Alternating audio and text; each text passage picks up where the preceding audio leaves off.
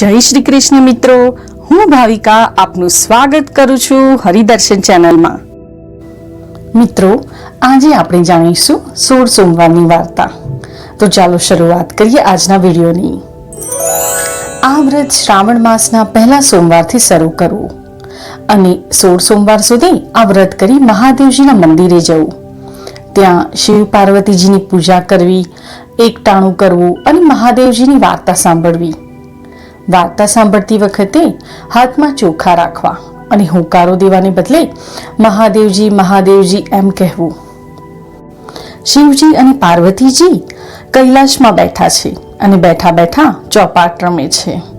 એમની રમત તપોધન બ્રાહ્મણ બેઠો બેઠો જુએ છે અને કોણ હાર્યું અને કોણ જીત્યું એ કહેવાની સૂચના શિવજી અને પાર્વતીજીએ તેને આપી હતી. પહેલીવાર શંકર ભગવાન રમત જીતી ગયા અને બ્રાહ્મણને પૂછ્યું, કોણ હાર્યું કોણ જીત્યું? ભગવાન, આપ જીત્યા અને માતાજી હાર્યા, બ્રાહ્મણે કહ્યું. બીજી વાર પાર્વતીજીની જીત થઈ ને બ્રાહ્મણને પૂછવામાં આવ્યું, કોણ હાર્યું કોણ જીત્યું? બ્રાહ્મણે કહ્યું, ભગવાન, આપ જીત્યા અને માતાજી હાર્યા. ત્રીજી વખત પાર્વતીજી જીતી ગયા અને બ્રાહ્મણને પૂછ્યું, બોલ ભાઈ, કોણ હાર્યું કોણ જીત્યું? ભગવાન, આપ જીત્યા અને માતાજી હાર્યા. આ તપોધન બ્રાહ્મણ 2 વખત જુઠ્ઠું બોલ્યો, કારણ કે એને તો શંકર ભગવાનને રાજી કરવા હતા. આથી પાર્વતીજી ક્રોધે ભરાયા અને બ્રાહ્મણને શ્રાપ આપ્યો, હે બ્રાહ્મણ, 3 બાજીમાંથી 2 બાજી હું જીતી ગઈ છું, છતાં તું જુઠ્ઠું બોલ્યો, એટલે મારો તને શ્રાપ છે કે તને આખા શરીરે કોડ ફૂટી નીકળશે. અને તરત બ્રાહ્મણને આખા શરીરે ત્યાં ને ત્યાં જ કોડ ફૂટી નીકળ્યો. એટલે બ્રાહ્મણે શ્રાપ મુક્ત કરવા માટે શંકરજી અને પાર્વતીજીને બંનેને આજીજી કરવા માંડી અને માફી પણ માંગવા લાગ્યો. પણ આ શ્રાપ તો માતાજીએ આપ્યો હતો, એટલે કંઈ થઈ શક્યું નહીં. એ તો ત્યાંથી ઊભો થયો અને રડતો રડતો ચાલી નીકળ્યો. તપોધન બ્રાહ્મણ પાર્વતીજીના શ્રાપને લીધે કોઢિયો થયો. તેની સાથે સાથે અનેક દુઃખોમાં આવી પડ્યો. એક સાધુ મહારાજ આગળ બ્રાહ્મણે પોતાના દુઃખોની વિગત જણાવી અને આનો કોઈ ઉપાય બતાવવા કહ્યું.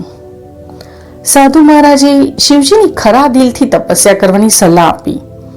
આથી બ્રાહ્મણ હિમાલયમાં કૈલાસ પર્વત પર શિવની તપસ્યા કરવા ચાલી નીકળ્યો.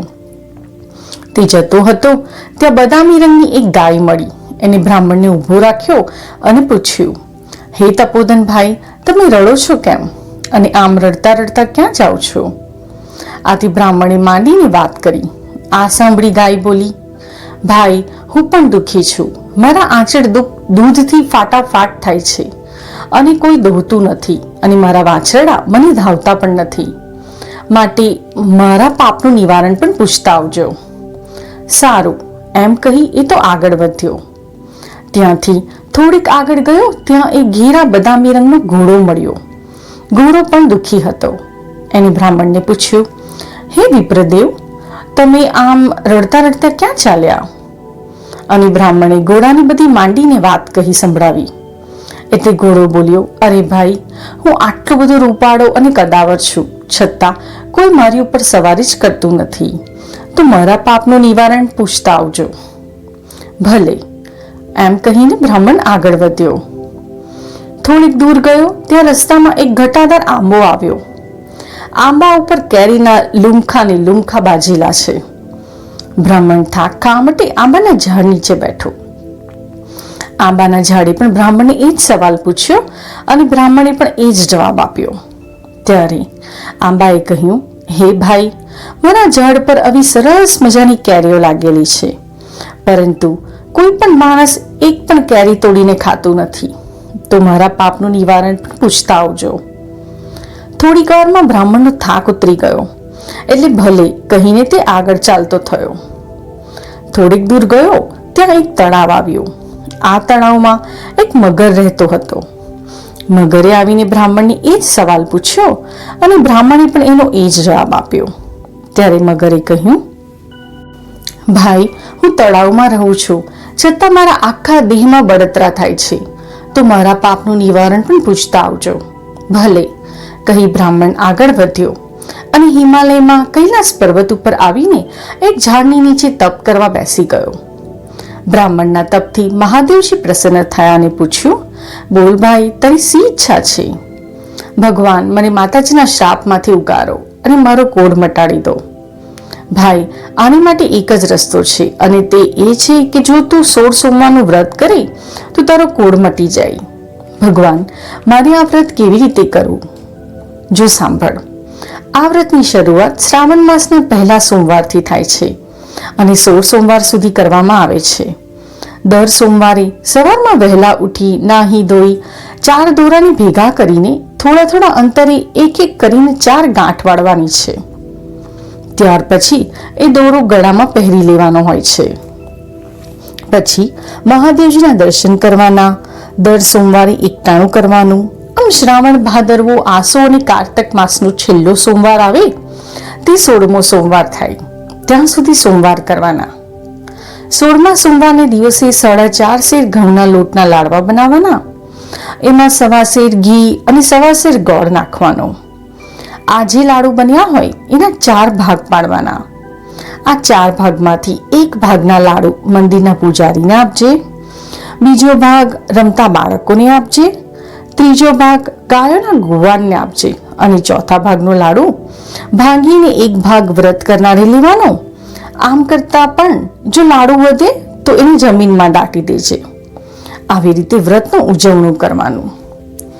આ વ્રત જો સાચા દિલથી શ્રદ્ધા રાખીને કરીશ તો જરૂર તને વ્રત ફળશે ને તારી કાયા કંચન જેવી થઈ જશે. આ કોળિયો તપોધન બ્રાહ્મણ તો શંકર ભગવાનને પગે લાગ્યો. પછી તેણે ગાયના પાપના નિવારણની વાત કરી.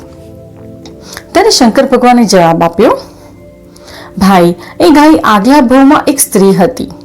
એ સ્ત્રી ભારે ક્રોધી હતી અને ધાવતા બાળકોને પણ જુદા પાડતી હતી. આ પાપનું ફળ અત્યારે એ ભોગવી રહી છે. આ પાપનું નિવારણ એ છે કે તું એના આંચળમાંથી દૂધ દોહીને મારો અભિષેક કરે તો એની બધી તકલીફ દૂર થઈ જશે. પછી બ્રાહ્મણે ઘોડાના દુઃખનું નિવારણ પૂછ્યું. ત્યારે શંકર ભગવાને જવાબ આપ્યો, આ ઘોડો આગલા જન્મમાં એક વાણિયો વેપારી હતો. તે ખોટા કાટલા રાખીને લોકોને છેતરતો હતો અને લોકોને પૈસા ધીરીને બેવડા પૈસા લેતો. જો તું એની ઉપર ઘોડે સવારી કરે તો એની બધી તકલીફ દૂર થઈ જાય. પછી બ્રાહ્મણે આંબાની તકલીફ પૂછી. ત્યારે શંકર ભગવાને કહ્યું, ગયા જન્મમાં એ ખૂબ લોભિયો હતો. એ ખૂબ જ લોભ કરતો હતો અને કોઈ જાતનું દાન પુણ્ય કરતો જ નહીં. એ આંબાની નીચે ધનના ચરુઓ દાટેલા છે.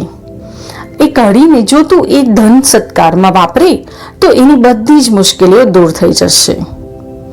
પછી બ્રાહ્મણી મગરની તકલીફ બાબત પૂછી. ત્યારે શંકર ભગવાને જવાબ આપ્યો, ગયા જન્મમાં એ મગર એક મોટો પંડિત હતો. એ કોઈની શાસ્ત્ર વિદ્યા શીખવાડતો જ નહીં. આથી એ મગર બનીને પીડા ભોગવી રહ્યો છે. જો તું મારા ઉપર ચડેલું બીલીપત્ર એની આંખે અડાડીશ તો એની બળતરા દૂર થઈ જશે. આ બધાની બાબતો તપોધન બ્રાહ્મણે જાણી લીધી. એને શંકર ભગવાને નમન કર્યા. પછી એને ભગવાનને ચડાવેલું એક બીલીપત્ર લીધું અને એ ચાલી નીકળ્યો. રસ્તામાં આવતા જ પ્રથમ તળાવ આવ્યો. તળાવની કિનારે જ મગર બ્રાહ્મણની રાહ જોતો બેઠો હતો. આવતા વેત મગરે બ્રાહ્મણને પૂછ્યું એટલે બ્રાહ્મણે જવાબ આપ્યો, લે, આ શંકર ભગવાનને બીલીપત્ર આપ્યું છે. એ તારી આંખે અડાડું છું એટલે તને સારું થઈ જશે. આમ કહી તપોધન બ્રાહ્મણે મગરની આંખે બીલીપત્ર અડાયું કે તરત જ મગરના શરીરની બળતરા ઓછી થઈ ગઈ. ત્યાંથી બ્રાહ્મણ આગળ ગયો અને આંબાના ઝાડ નીચે આવીને બેઠો. થોડી વાર પછી આંબાના ઝાડ નીચેથી ચરુ ખોદી કાઢ્યા. આ ધન સારા માર્ગે વાપરવાનો સંકલ્પ કરી એક કેરી આંબા ઉપરથી તોડીને ખાધી. એને અમૃતનો ઉડકાર આવી ગયો. પછી બ્રાહ્મણ આગળ ગયો. ત્યાં પેલો ઘોડો એમની રાહ જોઈને ઊભો હતો. બ્રાહ્મણે તરત જ ઘોડા ઉપર સવારી કરી અને કહ્યું, ભાઈ, હવે તારા પાપનું નિવારણ થઈ ગયું છે અને તારી જે ઈચ્છા હશે તે પૂરી થશે. આમ કહી બ્રાહ્મણ આગળ વધ્યો. ત્યાં પેલી ગાય પણ બ્રાહ્મણની રાહ જોઈને બેઠી હતી.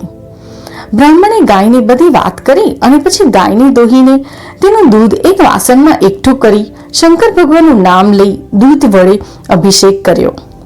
આથી તરત જ ગાયનું બધું દુઃખ દૂર થઈ ગયું અને બધા વાછરડા રમતા રમતા આવીને ગાયને ધાવવા માટે વળગી પડ્યા.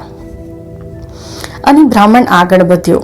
ત્યાં શ્રાવણ માસ બેસી ગયો એટલે બ્રાહ્મણે 16 સોમવારનું વ્રત ચાલુ કર્યું.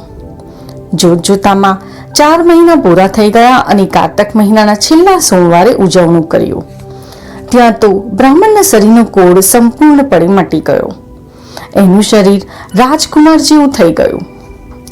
પાર્વતીજીના શ્રાપથી મુક્ત થયેલો બ્રાહ્મણ પોતાના ગામને પાદરે આવ્યો. ત્યાં પાદરમાં જ એક બાજુ મોટો મંડપ બાંધેલો હતો. એમાં દેશ પરદેશથી આવેલા રાજાઓ અને રાજકુમારો બેઠા હતા. આવીને બ્રાહ્મણે કોઈને પૂછ્યું, ભાઈ આ શું છે? આ બધી શેની ધમાલ છે? ત્યારે એને જવાબ મળ્યો, આપણા રાજાની કુંવરીનો આજે સ્વયંવર રચાયો છે, એટલે રાજાઓ અને રાજકુમારો આવ્યા છે. એ તો મંડપની પાસે ઊભો ઊભો જોતો હતો. એવામાં શણગારેલી હાથણી ફરતી ફરતી એ બ્રાહ્મણ પાસે આવી. એની સૂંઢમાં સોનાનો કળશ હતો. આમ હાથણી 3 વખત આખા મંડપમાં બધા રાજાઓ અને રાજકુમારો પાસે ફરી અને ત્રીજી વખતે આ બ્રાહ્મણ પાસે આવીને એની ઉપર સોનાનો કળશ ઢોળ્યો. આથી રાજાએ પોતાની કુંવરના લગ્ન આ બ્રાહ્મણની સાથે કરાવી આપ્યા. પહેરામણીમાં રાજાએ તો સોનું, રૂપું, હીરા, માણેક, મોતીના દાગીના, રેશમી જરીના પોશાકો, હાથી અને ઘોડા આપ્યા. બ્રાહ્મણ તો રાજકુંવરીને પોતાની પત્ની બનાવી પોતાને ઘેર આવ્યો. આ બધું મહાદેવજીની કૃપાનું ફળ હતું. એવામાં રાજા મરણ પામ્યો અને આ બ્રાહ્મણ રાજા બન્યો. એની પત્ની રાણી બની. જોતજોતામાં કારતક માસ પૂરો થવા આવ્યો. 16મો સોમવાર આવી પહોંચ્યો. બ્રાહ્મણ રાજાએ 16 સોમવારનું વ્રત ફરી કર્યું અને 16મા સોમવારે ઉજવણું કર્યું. ત્યારે રાણીએ 32 જાતના પકવાન કર્યા અને બીજી ઘણી બધી વાનગીઓ બનાવી. આથી રાજા રાણી ઉપર ગુસ્સે થયો, કારણ કે આ વ્રતના ઉજવણામાં બીજું તો કંઈ ખવાય જ નહીં. એટલે રાજા એકલા લાડુ પોતાના ભાગના ખાઈને ઊભો થઈ ગયો. એ જ રાત્રે મહાદેવજી રાજાના સ્વપ્નમાં આવ્યા અને કહ્યું, હે રાજા, તારી રાણીએ મારા વ્રતમાં ભંગ પાડવાનો પ્રયત્ન કર્યો છે, માટે તું એને દેશવટો આપી દે, એટલે એનું અભિમાન ઉતરી જશે. અને બીજે દિવસે સવારે રાજાએ રાણીને દેશવટો આપી દીધો અને પોતાના રાજ્યની બહાર તગેડી મૂકી. રાણી તો ચોધાર આંસુએ રડતી હતી. રડતી રડતી એક ગામને પાદર જઈ પહોંચી. ત્યાં આગળ એક ઝૂંપડીમાં એક ડોસી રેંટિયો કાપતી હતી. એને જોઈ રાણી એની પાસે ગઈ અને પીવા માટેના પાણીની માંગણી કરી. ડોસી ભલી હતી એટલે તેણે ઊભા થઈને પાણી આપ્યું અને રાણીનું દુઃખ એને સાંભળ્યું. એટલે ડોસીએ રાણી ઉપર દયા આવી અને રાણીને પોતાની સાથે રાખી. પણ આથી ડોસીના કામમાં નુકસાન થવા માંડ્યું. ડોશીના તાર વારંવાર તૂટી જતા હતા અને સૂતર પણ ઓછું કદાતું હતું. આથી ડોશીએ તેને અપશુકનિયાળ ગણીને કાઢી મૂકી. રાણી ચાલતી ચાલતી એક કૂવા પાસે ગઈ. ત્યાં એક પાણીહારી પાણી ભરતી હતી. એને પાણી પાવાની વિનંતી કરી. આથી એણે માટલું કૂવામાં ઉતાર્યું, પણ માટલું કૂવાની દિવાલ સાથે અથડાયું અને ભાંગી ગયું. આથી તેને અપશુકનિયાળ ગણીને પાણી પાયા વગર કાઢી મૂકી. ચાલતા ચાલતા રાણી આગળ ગઈ. ત્યાં એક સંત મહાત્માને મળી આવી. આ સંત મહાત્માએ રાણીને આશરો આપ્યો. આ રાણીને સંત મહાત્માએ જમવા બેસાડી અને થાળીમાં ભોજન પીરસ્યું. થાળી રાણીને આપી કે તરત જ થાળીમાં જીવડા બની ગયા. સંત મહાત્મા આનું કારણ સમજી ગયા એટલે તરત જ એણે રાણીને કહ્યું, બેટી, તું મહાદેવજીની દોષિત છે, માટે તું શંકર ભગવાનનું વ્રત કર. અને એ વ્રતની સમજણ પણ પાડી. થોડા વખતમાં જ શ્રાવણ મહિનો આવતો હતો એટલે રાણીએ વ્રતની શરૂઆત કરી. જોતજોતામાં 16 સોમવાર પૂરા થઈ ગયા અને વ્રતનું ઉજવણું કર્યું. એ જ રાત્રે શંકર ભગવાન બ્રાહ્મણ રાજાના સ્વપ્નમાં આવ્યા અને કહ્યું, હે રાજન, તારી રાણી જંગલમાં તપ કરી રહી છે, માટે તું એને જઈને તેડી લાવ. તરત જ રાજા એને તેડવા માટે ચાલી નીકળ્યો. તે મહાત્માને મળ્યો અને મહાત્માએ રાણીની રાજા સાથે વિદાય કરી. રાજા રાણી મહાત્માજીના આશ્રમમાંથી નીકળી ચાલતા ચાલતા જતા હતા. ત્યાં રસ્તામાં એક પનિહારી તૂટેલા ઘડા સાથે બેઠી હતી અને બેઠી બેઠી રડતી હતી. રાણીએ એને મંત્રીનો જળ ભરેલો ઘડો આપ્યો અને મહાદેવના વ્રતનો મહિમા કહી સંભળાવ્યો. આગળ જતા ગાંગલી ગાજરની ઘાણી આવી, પણ એ ઘાણીમાંથી તેલ નીકળતું ન હતું.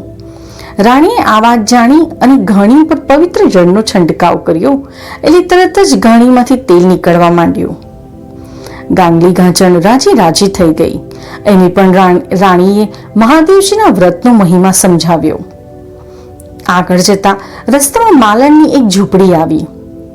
માલણ કરમાયેલા ફૂલનો ઢગલો લઈને બેઠી હતી અને રડતી હતી. એની વાત સાંભળીને રાણીએ એ ફૂલની ઉપર પણ મંત્રેલો પવિત્ર જળનો છંટકાવ કર્યો. આથી તરત જ બધા ફૂલો ખીલી ઉઠ્યા અને રાણીએ એને મહાદેવજીના વ્રતનો મહિમા સમજાવ્યો. પછી રેંટિયો કાઢતી ડોસીની ઝૂંપડીએ આવી અને પોતે રેંટિયો ફેરવી લાંબા લાંબા તાર કાઢી બતાવ્યા. એવામાં રાજા રાણી મહેલમાં આવી પહોંચ્યા. આખા નગરની રાજમહેલના મેદાનમાં જમવા માટે તેડાવ્યું. પણ ગામમાંથી એક કુંભારની સાસુ વહુ જમવા આવ્યા નહીં. એ ભૂખ્યા હતા. રાણીએ એને તેડાવ્યા. એની પાસે રાણીએ મહાદેવજીના વ્રતની વાર્તા કહી અને સાસુએ મહાદેવજી કહી હોકારો ભણ્યો. આ ડોસી બહેરી અને આંધળી હતી. મહાદેવજીની વાર્તા પૂરી થઈ કે તરત જ આ કુંભારની ડોસી દેખતી થઈ અને સાંભળતી પણ થઈ ગઈ. આથી રાણીએ કહ્યું, માજી, આ બધો પ્રતાપ તો મહાદેવજીનો છે. એમ? હા માજી, તમે આ મહાદેવજીની વાર્તા સાંભળી કે ન સાંભળી, પણ એનું ફળ તમને મળી ગયું. અને ત્યાર પછી એ ડોસીએ અને એના દીકરાની વહુએ 16 સોમવારનું વ્રત કરવાનો સંકલ્પ કર્યો. 1 વર્ષ વીતી ગયું આ વાતને અને રાણીએ એક સુંદર રાજકુમારને જન્મ આપ્યો. આ કુંવર યુવાન થયો અને બ્રાહ્મણ રાજા રાણી ઘરડા થયા. એટલે રાજા રાણીએ પોતાના રાજકુંવરની ગાદી સોંપીને બંને જણા મહાદેવજીની ભક્તિ કરવા લાગ્યા. હે મહાદેવજી, તમે જેવા રાજા રાણીને ફળ્યા તેવા સૌને ફળજો. હર હર મહાદેવ. જય ભોળાનાથ. આશા રાખું છું મિત્રો કે આપને આ વિડીયો પસંદ આવ્યો હશે. તે માટે વિડીયોને લાઈક જરૂરથી કરજો, મિત્રો સાથે વિડીયો શેર કરજો તથા આવા જ વધુ વિડીયો જોવા માટે હરિદર્શન ચેનલને સબસ્ક્રાઇબ અવશ્ય કરજો. ધન્યવાદ. જય શ્રી કૃષ્ણ.